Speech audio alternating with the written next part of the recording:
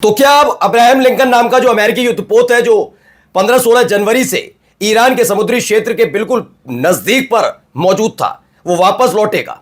वजह क्या है? वजह यह है कि युद्धपोत पर एक बार फिर से बड़े हमले की खबर आई, लेकिन इस बार खबर नहीं थी, खबर के साथ साथ तस्वीरें और वीडियो भी सामने आ गई।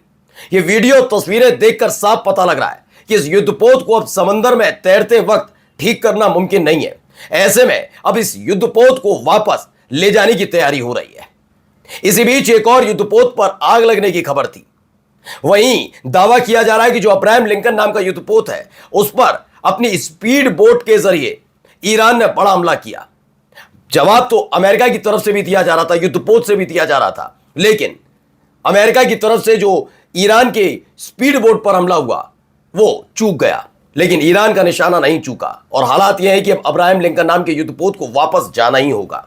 इसके आगे की भी खबर है इजराइल से, जहां पर इतनी भीषण बमबारी हुई है कि 60 से ज्यादा लोग गंभीर रूप से घायल होने की खबर है। अफरा तफरी का आलम है, लोग इजराइल छोड़कर जा रहे हैं।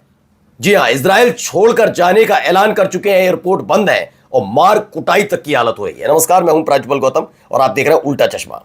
सबसे पहले एक बड़ी खबर आप देखिए। Iran Islamic revolutionary guard corps says USS Abraham Lincoln aircraft career sustained heavy damage after being targeted with missiles and drones। Missile और ड्रोन का जो इस्तेमाल हो रहा है उसको लेकर वहां पर नाराजगी है, और जो पूरा का पूरा नाराजगी का जो लेवल था, क्योंकि अमेरिका के नौसैनिक भी नाराज चल रहे हैं। दरअसल हुआ यह कि अभी एक दिन पहले ही ट्रंप ने अपने आप ही दावा कर दिया कि हम ईरान ने जो स्ट्रेट ऑफ हॉर्मुज में पाबंदियां लगा रखी हैं उसको तोड़ने के लिए अपने एक शिप को भेजेंगे, और देखते हैं ईरान हमला करके दिखाए। इसके ट्रंप का बयान। ऐसे में अमेरिका के नौसेना की तरफ से ही एक एडवाइजरी जारी की गई कि जब हम अपनी रक्षा नहीं कर पा रहे तो स्ट्रेट ऑफ हॉर्मुज में आपके शिप का ठेका कैसे ले लें। इंडस्ट्रियल जो शिप्स होते हैं, यानी औद्योगिक जहाज जिन पर तेल, क्रूड ऑयल, मतलब ये तमाम चीजें लदी होती हैं, उनकी सुरक्षा हम नहीं कर पाएंगे। जाए तो अपने रिस्क पर जाए। इन सब के बीच ही ट्रंप को निशाना बनाते हुए, यानी ट्रंप को पलटवार करते हुए ईरान की तरफ से हमला किया गया है। ईरान ने यूएसएस अब्राहम लिंकन एयरक्राफ्ट पर हमला किया। अच्छा, ये हमला 10-15 दिन पहले भी एक दावा था, 10 दिन पहले, माफी चाहूंगा, 10 दिन करीब पहले, कि वो युद्धपोत पर हमला हुआ है। तब 4 बैलिस्टिक मिसाइल दागी। अमेरिका ने पहले मना किया, नहीं ऐसा नहीं हुआ। बाद में काम हुआ तो था, लेकिन हमने उसे निष्क्रिय कर दिया। लेकिन इस बार अमेरिका ऐसा नहीं कर पाएगा। वजह क्या है? वजह आपके सामने ये रही, जरा देखिए हालत क्या है।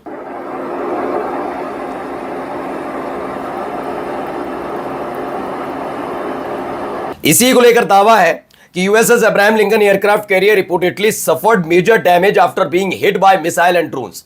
दावा यह है कि मिसाइल और ड्रोन से इस पर तगड़ा हमला हुआ, और उसके बाद अब्राहम लिंकन नाम का यह युद्धपोत बड़ा बुरी तरह से जख्मी हुआ है। जख्मी का मतलब इसमें भारी नुकसान हुआ है। अमूमन किसी भी शिप पर, चाहे वो आर्मी का शिप हो या युद्धपोत हो, यानी एयरक्राफ्ट कैरियर हो, होता यह है कि उस पर केवल सैनिक तैनात नहीं होते, उस पर काम करने वाले कई सदस्य भी तैनात होते हैं जो युद्धपोत के बारे में जानते हैं, जो समंदर में तैरते वक्त ही उस युद्धपोत को ठीक करते हैं, शिप को भी ठीक करते हैं। ऐसा होता है।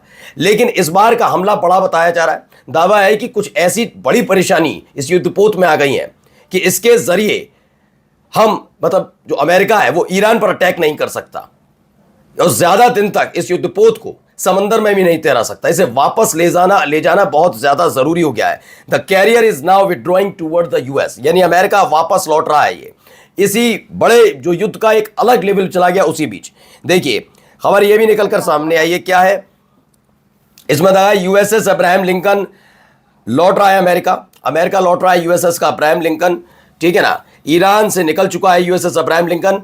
आईआरजीसी की नौसेना ने की थी हमले की कोशिश, और उसके बाद इसे वापस जाना पड़ा।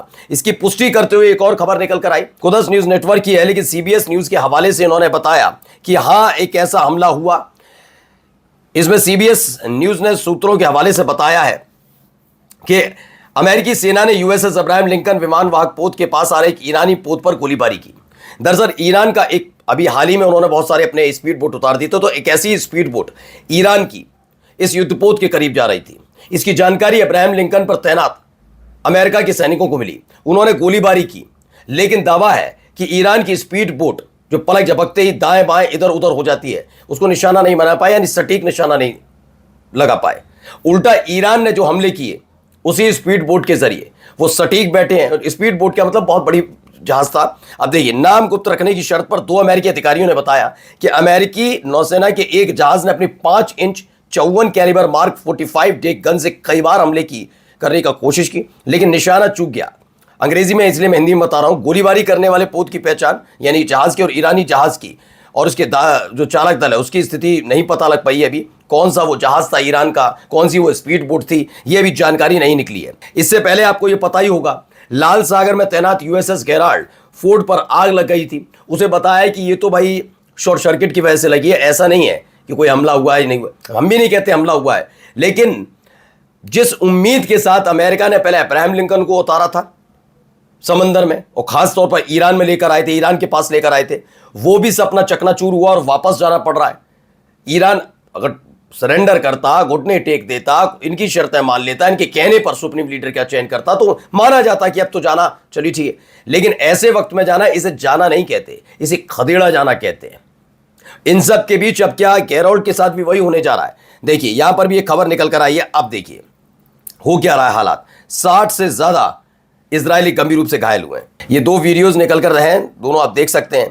पहले हमले की एक वीडियो है जहां कई एम्बुलेंसेस खड़ी हुई हैं, वहां हमले के फौरन बाद जो इमरजेंसी विभाग के कर्मचारी हैं वहां पर पहुंचते हैं, दमकल विभाग के हैं, फायर ब्रिगेड के साथ साथ कई एम्बुलेंसेस नजर आ रही हैं, उस पर आग पर काबू पाने की कोशिश की जा रही है। ये तमाम चीजें निकलकर सामने है। नॉर्थ इसराइल में, यानी उत्तरी इसराइल में ईरान का मिसाइल अटैक, एयर डिफेंस को भेजती हुई रिहायशी इलाकों में गिरी मिसाइल। हमले की जद में कई मकान आए हैं, 60 के लोगों के घायल होने की खबर है। मौके पर राहत और बचाव दल है। नॉर्थ इजराइल पिछले कई दिनों से डबल अटैक झेल रहा है, एक तरफ से ईरान तो दूसरी तरफ से हिजबुल्लाह हमले कर रहा है। अमूमन ये हिजबुल्लाह की जद वाला इलाका है। पिछली बार भी जब गजा और इजराइल के बीच संघर्ष चल रहा था, हमास और इजराइल के बीच, तब इसी जगह को टारगेट किया था हिजबुल्लाह। जब बीच में आया था फिलिस्तीनियों के लिए, तब नॉर्थ इजराइल में भारी तबाही पिछली बार भी हुई थी। जब सीज फायर हुआ था उसके बाद अब इजराइल बार बार उस सीज फायर का उल्लंघन कर रहा है, लेकिन अब फिर प्रत्यक्ष तौर पर हिजबुल्लाह इस पूरे संघर्ष में कूद पड़ा है और इजराइल को भारी मुसीबत तबाही उठानी पड़ रही है। अब देखिए एक वीडियो।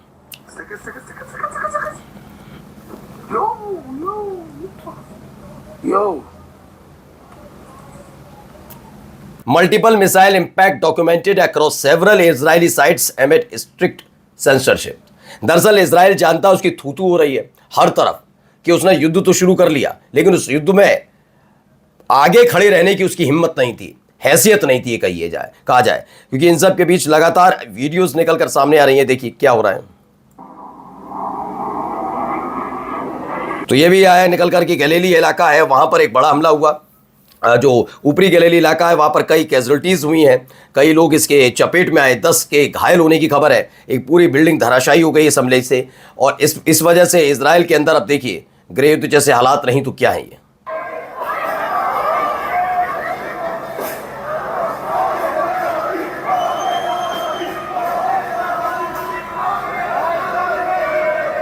तो खबर निकल है कि आई है कि तेल अवीव के बेन गुरियन एयरपोर्ट पर भारी हंगामा हो रहा है। लोग घबराए हुए हैं और एयरपोर्ट पर टिकट के लिए भीड़ लगी हुई है। लोग चिल्ला रहे हैं, हमें टिकट चाहिए, हमें फ्लाइट चाहिए, हम इजराइल से बाहर जाना चाहते हैं, हम यहाँ तब तक नहीं रुकेंगे कि ईरान की मिसाइलें आकर हमें कुचल दें। गृह युद्ध के हालात नहीं तो क्या है। अब इजराइल के लोगों को ही, अपने ही प्रधानमंत्री, अपनी ही सरकार पर भरोसा नहीं रहा है। और क्या ईरान से ऐसी तस्वीरें निकली कि ईरान छोड़कर लोग जाना चाहते हैं इन हमलों के बीच? वो तो दिखाइए। नमस्कार।